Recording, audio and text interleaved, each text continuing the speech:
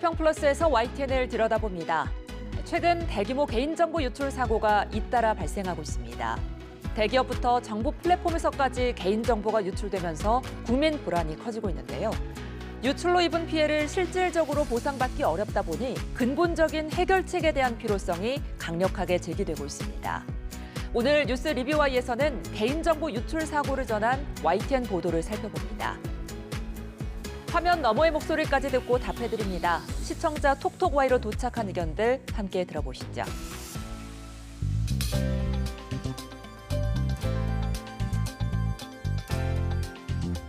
시청자 여러분 안녕하십니까? 윤보리입니다. 벌써 7월 한여름 무더위가 시작됐습니다. 휴가 계획 고민하는 분들이 많아질 때이기도 한데요.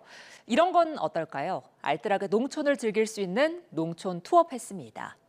대상 지역으로 가는 고속 시외버스를 할인된 가격으로 이용할 수 있고 농촌 체험 휴양마을과 농가 맛집, 다양한 체험 프로그램도 할인 혜택을 받을 수 있는데요. 여름 휴가 계획 세울 때 참고하시면 좋을 것 같습니다. 그럼 이번 주 시청자 비평 플러스 뉴스 리뷰와이부터 시작합니다.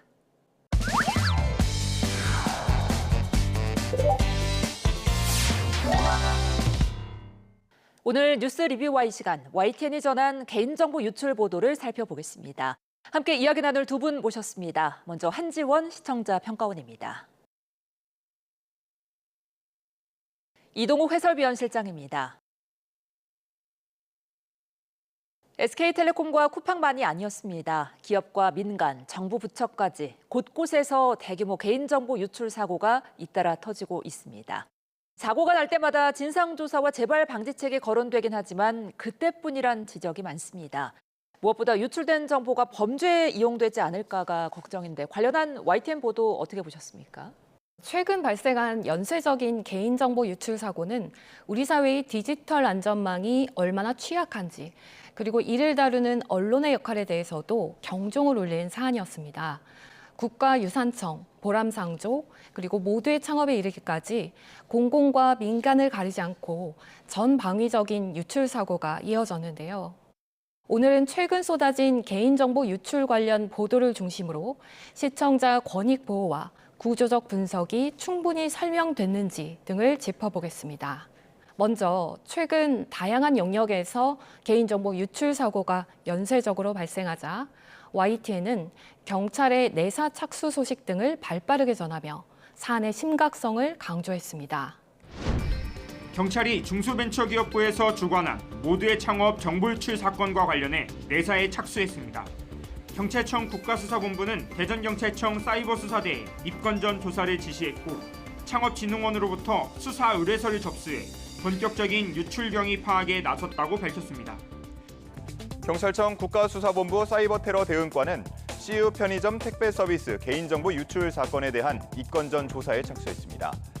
경찰은 사실관계를 종합적으로 규명하고 신속하게 용의자를 검거하기 위해 지난 6일부터 내사에 들어갔다며 관련자 추적에 필요한 절차도 신속하게 진행하겠다고 밝혔습니다. YTN은 경찰청 국가수사본부의 사이버 수사대 지시 등 수사기관의 움직임을 신속하게 전달하여 시청자들이 사건의 사후 전개 과정을 파악할 수 있도록 도왔습니다. 이어 쿠팡의 역대급 과징금 부과 소식이나 듀오 등 집단소송 참여 현황을 정량적인 수치로 제시하며 비중 있게 다루었는데요. 쿠팡은 서울행정법원에서 법적 구제 절차를 적극적으로 밟겠다고 밝혔습니다. 그러면서 약 4억 1천만 달러로 추산되는 행정과징금은 당사의 2026년 2분기 영업실정 중 판매비와 관리비 항목에 인식될 예정이라고 발표했습니다. 이러한 상업적 뉴스 가치가 높은 대기업 중심의 보도는 플랫폼 이용자들에게 경각심을 주고 개인정보 유출이라는 이슈를 적시에 짚어주었다는 점에서 분명히 유의미한 측면이 있습니다. 이러한 개인정보 유출 관련 보도의 전체적인 흐름을 보면 쿠팡 같은 대형 플랫폼 이슈에는 많은 리포트가 집중된 반면 상조 서비스나 편의점 택배 같은 아젠다는 상대적으로 주목받지 못한 측면이 있습니다. 시청자 권익 보호라는 언론의 공익성을 위해서는 이처럼 대중적 인지도는 낮더라도 상조 서비스나 편의점 택배 같은 실생활의 피해가 큰 생활 밀착형 위험 의제를 발굴할 필요가 있는데요. 관련해서 현재 YTN 내부에 어떤 보도 준칙을 가지고 있는지 실장님의 고견을 듣고 싶습니다. 대형 플랫폼 이슈에 보도가 쏠리는 현상은 시청률이나 이제 클릭수라는 현실적 동력 때문이라고 할 수 있겠는데요. 하지만 언론의 본령인 공익적 감시와 시민 권익 보호 측면에서는 반드시 보완이 필요한 지점이다 이렇게 생각하고 있습니다. 이러한 의제를 발굴하고 보도하기 위한 실무적 가이드와 뉴스 가치 판단 기준을 정리해 드리겠는데요. 첫 번째는 기존의 뉴스 가치 판단이 주로 사건의 규모라든지 인지도에 의존을 했다면 향후에는 피해자 개인에게 얼마나 직접적이고 치명적인 영향을 주는가인 영향의 실질성을 최우선적으로 고려해야 한다고 봅니다. 아울러 피해자가 스스로 구제받을 수 있는지를 말하는 피해 회복 탄력성도 고려해야 하는데요. 언론 윤리 헌장이 공통으로 지향하고 있는 핵심은 사회적 약자 보호와 공익 우선의 원칙이라고 할 수 있겠습니다.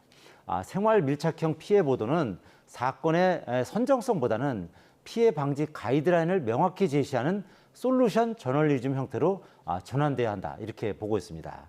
특히 대중적 관심이 적은 의제일수록 그 배경과 위험성을 상세히 맥락화해서 설명할 책임이 언론에 있다고 봅니다. 대형 플랫폼에 대한 보도가 상업적 이해관계에 얽매이지 않도록 보도와 경영을 엄격히 분리하고 또 시민의 입장에서 정보를 검증하는 독립적인 취재 기조를 유지해야 합니다. 결론적으로 언론이 대중의 관심이 머무는 곳이 아니라 시민의 안전이 위협받는 곳을 비추는 등불이 될 때 뉴스룸의 공익적 가치는 실현될 것이라고 믿고 있습니다.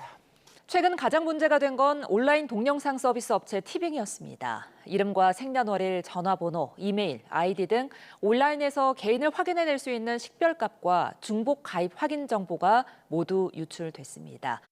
사실상 주민등록번호가 유출된 거나 다름없다 이런 이야기가 나오고 있는데요. 네. 티빙의 개인정보 유출 사고 보도의 경우 온라인 주민등록번호로 불리는 CI나 DI의 유출이 다른 정보와 결합될 때 어떤 치명적인 금융범죄로 이어지는지 그 파급 효과를 설명해 시청자의 이해를 도왔습니다. 또한 정보의 성격을 추적해 치명적인 2차 피해 맥락을 제공하려는 시도도 매우 유의미했는데요. 현재까지 티빙 해킹 사건 피해 규모는 1,953만 명으로 집계됐습니다. 이는 정부의 초기 잠정치 1,300만 명보다 650만 명 이상 늘어난 수치인데요. 더 큰 문제는 유출된 정보의 종류입니다. 이름과 연락처, 비밀번호와 환불 계좌번호뿐만 아니라 다소 생소한 CI와 DI 정보까지 포함된 것으로 알려졌는데 이 정보가 더 심각한 부작용을 초래할 수 있다는 경고가 이어지고 있습니다. CI와 DI는 이용자가 직접 변경하거나 폐기할 수 없는 정보입니다. 특히 CI는 온라인 주민등록번호로 불릴 만큼 이용자를 식별하기 위해 생성하는 정보로 다른 개인정보와 결합될 경우 스미싱 등 2차 범죄에 악용될 가능성이 있습니다. 하지만 다른 한편으로는 이 같은 친절한 설명이 보도군 전체로 확산되지 못하고 보도 간의 질적 격차를 보인 지점도 존재했습니다. 상당수 뉴스에서 몇 명 유출, 과징금 얼마라는 단선적인 수치 전달에 머무른 점은 아쉬움으로 남습니다. 더 나아가 뉴스에서 연쇄적인 사건들의 맥락을 짚어주는 것 역시 중요한 저널리즘의 책무인데요. 이 많은 유출 사건을 관통하는 근본적인 모순과 구조적 실태를 다각적인 층위에서 심층적으로 분석하지 못한 점은 아쉬움으로 남습니다.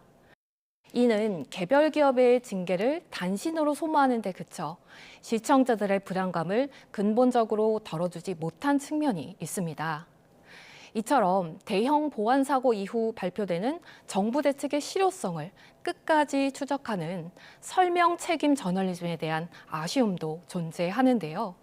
이처럼 개인정보 유출 관련 보도의 완결성을 높이기 위해서 YTN만의 효율적인 후속 취재 방식이나 포맷이 있다면 어떤 것을 염두하고 계신지 궁금합니다. 지금 이제 평가원님께서 지적하신 것처럼 이제 정부 대책의 실효성을 이제 끝까지 추적하는 그러한 책임 저널리즘의 결연은 우리 언론이 처한 이제 가장 큰 숙제 가운데 하나인데요. 흔히 냄비 보도라고 불리는 일회성 폭로 기사 이후에 정작 피해 구제나 제도 개선이 실제로 현장에서는 어떻게 작동하는지 살피는 팔로우업이라는 것은 인력과 시간의 제약으로 인해서 소홀해지는 경우가 이제 많은 게 현실입니다. 이를 극복하고 보도의 완결성을 높이기 위한 뉴스룸 현장에서 채택 가능한 몇 가지 효율적인 후속 취재 포맷과 전략을 제안하고자 합니다. 첫 번째는 대형 사고 이후에 해당 사건을 지속 보도 의제로 설정해서 뉴스룸 시스템에 아예 강제적으로 편입시키는 방식입니다. 정부 대책이 발표될 때마다 그 이행 현황을 체크리스트화해서 디지털 페이지에 상시 업데이트하는 포맷이라고 할 수 있겠습니다. 정부 대책 발표 D+30 무엇이 바뀌었나와 같이 특정 시점에 맞춰서 리포트를 제작하는 정기 점검 보도를 고정물로 편성하면 좋겠습니다. 두 번째는 단순히 대책이 부실하다라고 비판하는 데서 멈추지 않고 그렇다면 시민들은 지금 무엇을 해야 하는가를 구체적으로 안내하는 가이드 보도를 강화해야 한다고 생각하고 있습니다. 개인정보 유출 시에 시민이 실제로 취할 수 있는 구제 절차를 카드 뉴스나 쇼폼 콘텐츠를 제작해서 배포하는 것이 좋은 방법이라고 할 수 있겠고요. 세 번째는 취재 인력의 한계를 극복하기 위해서 외부 전문가 또는 시민사회와의 협업 체계를 효율적으로 활용할 수 있습니다. IT 보안 전문가나 법률가, 소비자 보호단체와 상설 네트워크를 구축해서 데이터를 공유받고 정부 대책이 실무적으로 작동하는지 현장 점검을 공동 진행하는 것이죠. 이는 언론사가 단독으로 모든 취재력을 쏟기 어려운 현실에서 매우 효과적인 대안이 될 것으로 기대하고 있습니다. 네. 자, 한편 시청자들이 가장 궁금한 건 나는 어떻게 보호받을 수 있는가 이 부분이 아닐까 싶은데 국민 피해 구제와 권리 보호라는 측면에서 YTN이 제 역할을 좀 했습니까? 그 부분에서 다소 아쉬움이 남는데요. 이번 개인정보 유출 관련 보도들을 종합해보면 기관이나 기업 중심의 뉴스는 비중 있게 다뤄진 반면 정작 소중한 아이디어를 유출당한 예비 창업자나 2차 피해를 우려하는 국민의 목소리는 상대적으로 소외된 측면이 존재합니다. 나아가 향후 국민이 마주할 집단 소송이나 법적 쟁점을 전문가를 통해 짚어주는 기능도 보완될 필요가 있어 보이는데요. 이러한 차원에서 시청자에게 실질적인 사후 구제 정보를 알려주기 위해 향후 외부 전문가 협업 체계를 구축하는 등의 내부 노력이 있었으면 하는 바람이 있습니다. 네, 최근 발생한 중소벤처기업부의 모두의 창업과 관련한 정보가 유출되면서 이와 관련해서 매우 날카롭고 시의적절한 비판이다 이렇게 생각을 하고 있는데요. 말씀하신 대로 이번 사태에서 예비 창업자들의 소중한 아이디어가 유출돼서 2차 피해가 우려되는데도 불구하고 보도가 기업이나 정부의 관리 책임 위주로 흐르면서 정작 피해 당사자들에 대한 실질적인 가이드가 부족했다는 점은 언론으로서 뼈아프게 받아들여야 할 대목이라고 생각합니다. 외부 전문가와의 협업 체계를 구축하고 또 인력 네트워크를 구성하는 사업은 내부적으로 검토하고 있다는 점 말씀드리겠습니다. 예. 나아가서 향후 시민들의 집단 소송이나 법적인 쟁점을 전문가를 통해서 짚어주는 기능 등은 대폭 강화할 계획이라는 점도 말씀드리겠습니다. 네, 앞서 언론의 설명 책임이 중요하다는 점도 짚어주셨는데 실제로 각사의 개인정보 유출 사고 보도를 보면 좀 답답한 마음도 들거든요. 발생과 피해 규모 보도에서 나아가지 못하고 어떻게 보면 시간이 한참 지난 뒤에 솜방망이 처벌 정도만 내보내는 시기거든요. 대안이 좀 있을까요? 이처럼 개인정보 유출 사고의 원인이 다변화되는 상황에서는 처벌과 책임 소재 또한 체계적인 기준에 따라 보도할 필요가 있습니다. 예를 들어 해외 주요 규제 당국에서는 책임 소재를 인프라 관리 책임, 내부자 관리 소홀, 그리고 자산 가치 침해 규모 등에 따라 분류하고 있는데요. 쿠팡 사례처럼 내부 직원이 정보를 국외로 유출하고 도주한 경우나 국가유산청처럼 공공기관이 보안망을 안일하게 방치한 사안에 대해 단순한 해킹 피해로 보도하기보다는 해외 입법례와 비교하여 국내 법령상 침해 주체별로 민형사상 보상 책임 범위를 구조적으로 세분화해 전달할 필요가 있습니다.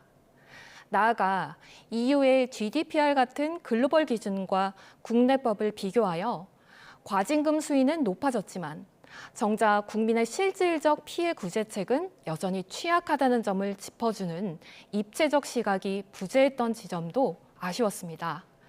이러한 심층 분석이 보도에 균형 있게 녹아든다면 시청자들이 스스로 디지털 리터러시를 높이는 데 큰 도움이 될 겁니다. 네, 시청자가 스스로 위험을 줄일 수 있도록 돕는 역할을 하는 것도 중요하지 않을까 싶은데요. 네. YTN은 개인정보가 이미 유출되어 시청자들의 우려가 커진 상황에서 기업 측의 당부사항을 신속하게 전하며 해결책을 모색하기 위해 노력했습니다. 다만 유출 규모가 급증했다는 소식을 연속해서 전하는 과정에서 시청자가 당장 내 명의 도용을 막기 위해 취해야 할 실용적인 정보들이 충분히 연계되지 못한 점은 아쉬움으로 남습니다.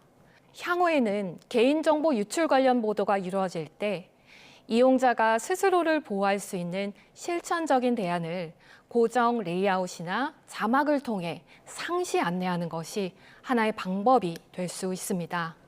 예를 들어 뉴스 화면이나 하단 그래픽을 통해 명의 도용 확인 서비스 안내, 스미싱 차단 요령, 2차 피해 신고 채널 등을 상시 노출할 필요가 있습니다. 이렇듯 이용자 중심의 실용적인 정보가 보도에 연계된다면 위기 고발이 실천적 대안으로 이어지는 솔루션 저널리즘을 구현할 수 있을 것입니다. 개인정보위원회는 쿠팡에 역대 최대 규모인 6,200억 원의 과징금을 부과했습니다. 개인정보 보호의 중요성을 보여주는 사회적 경고라고 할 수 있을 텐데요. 하지만 그렇다고 해서 한번 유출된 개인정보를 다시 원래대로 돌려놓을 수는 없습니다. 유출을 막을 근본적인 예방책과 시스템 점검이 꼭 필요한 이유인데요. 국민의 소중한 정보가 안전하게 보호받는 사회가 될 수 있도록 YTN은 끝까지 살펴 보도하겠습니다.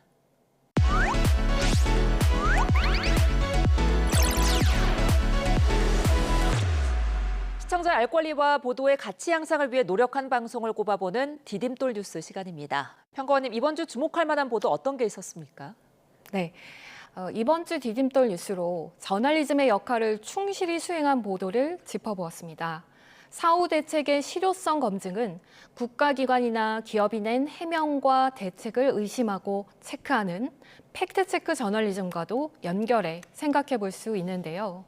YTN은 국가 창업 오디션 플랫폼 모두의 창업 리포트에서 사건의 세부 원인과 당국의 사후 대응을 일목요연하게 정리해 사안의 중대성을 잘 드러내며 국가적 보안 불감증에 경종을 울렸습니다.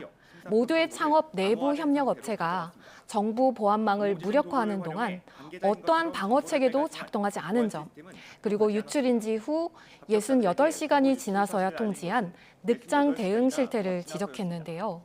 이후 당국이 내놓은 해명이나 수사 의뢰 대책을 알리는 것을 넘어 시청자의 시각에서 사안의 이면을 집요하게 파고드는 독립적인 팩트체크로서의 접근도 기대해보게 하는 보도였습니다. 네, 중소벤처기업부의 프로젝트였죠. 창업 아이디어와 개인정보가 유출된 사고가 있었습니다. 이에 대한 정부의 대응까지 박기환 기자의 취재로 내용을 확인할 수 있었는데요. 취재 뒷이야기 저희 제작진이 직접 듣고 왔습니다. 지금 바로 만나보시죠. 아무래도 처음에 조금 이게 어떻게 가능한지 좀 의문이기도 했는데요. 특히 제가 SK텔레콤 해킹 때 많이 이야기를 나눴던 전문가분들께 말씀을 여쭤봤더니 이게 API를 그냥 부른다고 나오는 게 아니다. 무슨 로그인하는 것처럼 나오는 게 아닌데 이게 뚫리는 건 사실 뚫리는 게 불가능하다고 얘기를 하시더라고요. 그래서 그만큼 허술하지 않았나 이런 게 좀 의문이었고, 또 하나 조금 신기했던 것 중에 하나가 특히 AI 솔루션 공급 업체, 이 정보를 가져가는 업체가 AI 툴을 사용했다 이렇게 이야기를 했거든요. 그러니까 쉽게 말하면 인공지능 툴을 이용해서 얼마든지 이런 비슷한 행동이 가능할 수 있다는 게 조금 놀라웠습니다. 네, 우선은 이 사업 자체에 대해서 조금 의문이 제기되는 점이 많아서 조금 더 살펴봐야 될 것 같습니다. 이 업체가 사실 멘토단을 통해서 그 기업들을 선별을 한 거였는데, 이 멘토 한 명이 여러 기업을 모든 심사를 다 했다 이런 이야기가 나오고 있거든요. 그래서 이게 실제라면 사실 한 명이 모든 심사를 다 했다는 것 자체가 공정성에 의문이 제기될 수 있는 상황이고, 또 하나는 이 멘토가 가져간 예산 자체도 얼마나 나갔는지 모른다고 하더라고요, 중기부에서. 네, 그래서 이 사실 예산을 모르고 지급한다는 게 사실 말이 안 되잖아요. 이 부분에 대해서도 조금 살펴봐야 될 것 같고, 또 하나는 중기부만 뚫린 게 아닐 거라고 저는 생각을 합니다. 사실 우리가 금융지원, 복지지원, 고용지원 많은 지원 정책들이 있는데 여기에 많은 국민들이 사실 개인정보를 다 보내고 있고, 이 개인정보에 대해서도 어떻게 다뤄지는지 모르고 있거든요. 사실 정부니까 당연히 잘 알아서 하겠지라고 믿고 있는데 얼마나 잘 관리가 되고 있는지 조금 더 자세히 살펴봐야 될 것 같습니다. 그럼 오늘 뉴스 리뷰와이 마무리해 보겠습니다. 두 분 오늘 말씀 잘 들었습니다. 고맙습니다.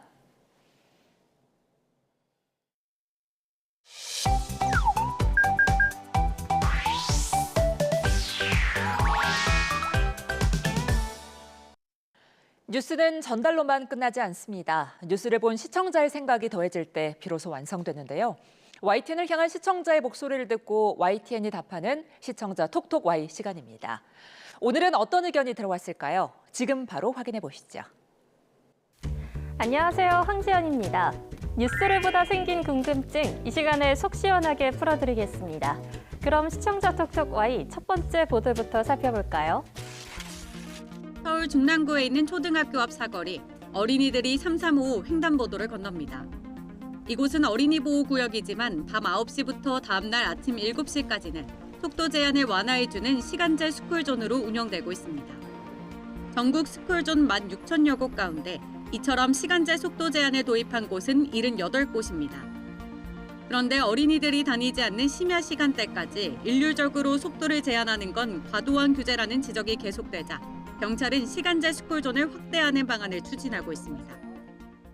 경찰이 심야 시간대 스쿨존 속도 제한을 완화하는 시간제 스쿨존 확대 방안 추진 소식을 전했는데요. 관련해 스쿨존 시간대별, 요일별 사고 건수 등 자세한 내용을 덧붙였다면 유용했겠다는 시청자 의견이 있었습니다. 스쿨존 속도 제한은 지난 2011년 도입됐으며 2020년 이른바 민식이법 시행 이후 과속 단속 카메라 설치 의무화와 처벌 강화 등이 함께 이뤄졌는데요. 현재 스쿨존에서는 원칙적으로 차량 속도가 시속 30km 이하로 제한됩니다. 하지만 어린이 통행이 거의 없는 심야 시간대나 공휴일에도 일률적으로 시속 30km 제한을 적용하는 것은 과도하다는 지적이 꾸준히 제기돼 왔습니다. 그래서 시간제 스쿨존 도입을 추진하게 된 거죠. 그렇다면 실제로 스쿨존 내 사고 건수는 어떨까요? 한국도로교통공단 교통사고 분석 시스템에 따르면 스쿨존 내 보행 어린이 사고는 2023년 350건에서 2024년 360건으로 늘어났습니다. 2025년에는 496건으로 급증하며 스쿨존 내 사고 건수는 2년 사이 약 42% 증가했는데요. 시간대별로 살펴보면 스쿨존 내 사고는 수업을 마친 뒤 하교하거나 학원으로 이동하는 시간대에 자주 일어났습니다. 지난해 기준으로 스쿨존 내 사고는 오후 2시에서 4시에 129건으로 가장 많았고 오후 4시에서 6시에는 125건으로 뒤를 이었는데요. 그 다음으로는 어린이가 등교하는 오전 8시에서 10시에는 88건으로 집계됐습니다. 반면 심야 시간대인 오후 10시에서 12시는 1건, 오전 12시에서 오전 6시 발생 건수는 0건이었는데요. 요일별로도 살펴보면 지난해 기준 화요일이 97건으로 가장 많았고 다음으로는 목금에 90건이 뒤를 이었고요. 사고 건수가 가장 적은 요일은 어린이가 등하교하지 않는 일요일이 17건으로 가장 적었습니다.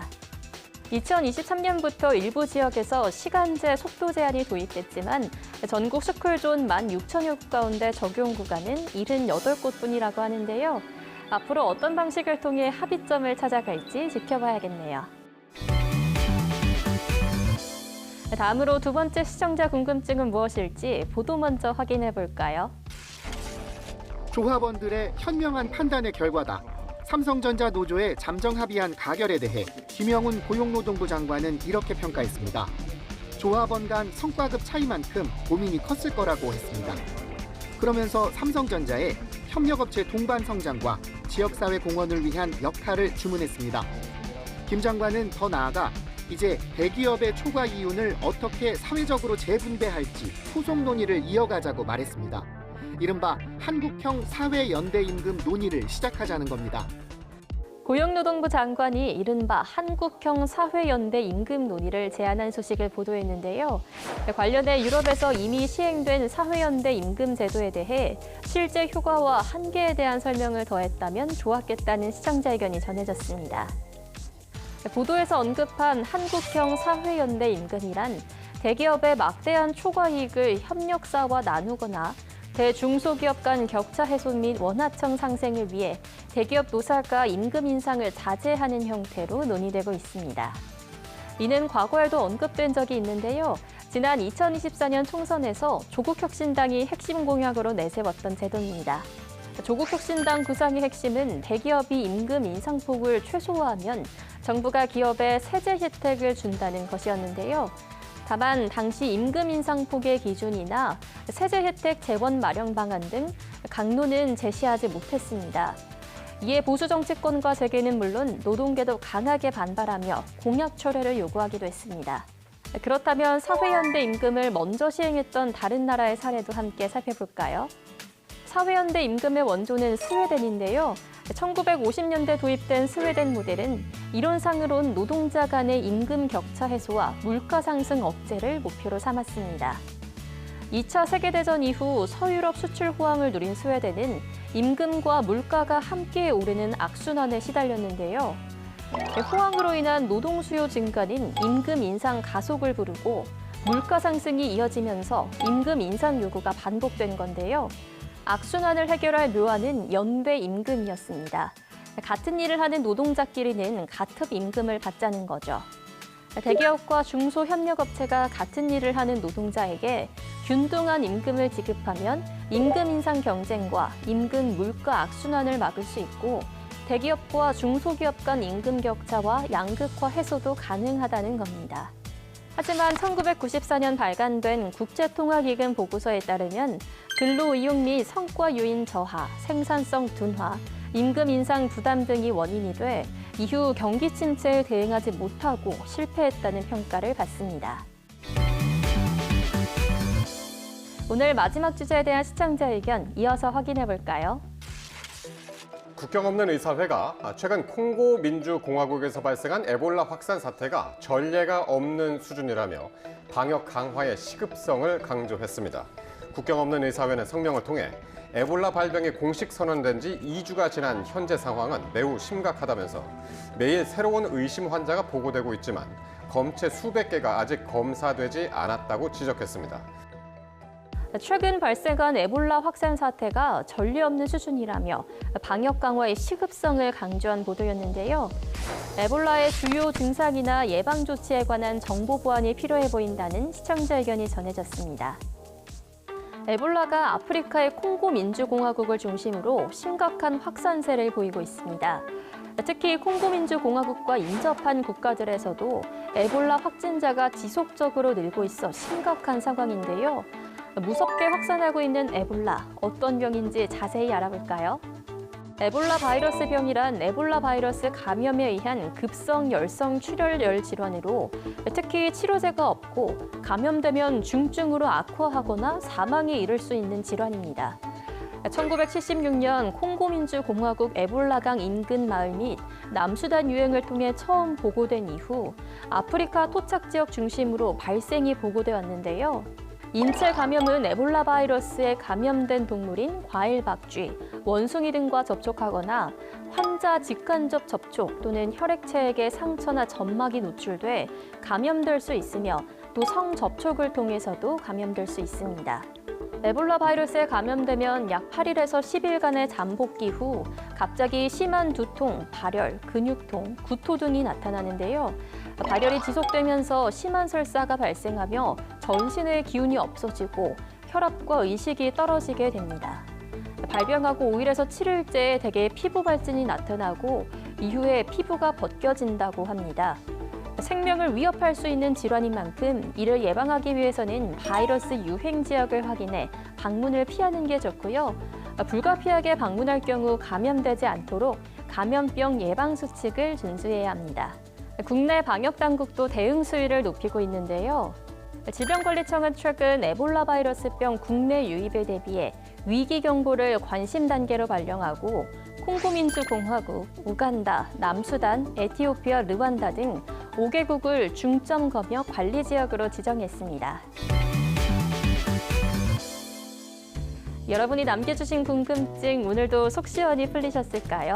다음 시간 알찬 내용으로 찾아오겠습니다. 그럼 다음 주에 만나요.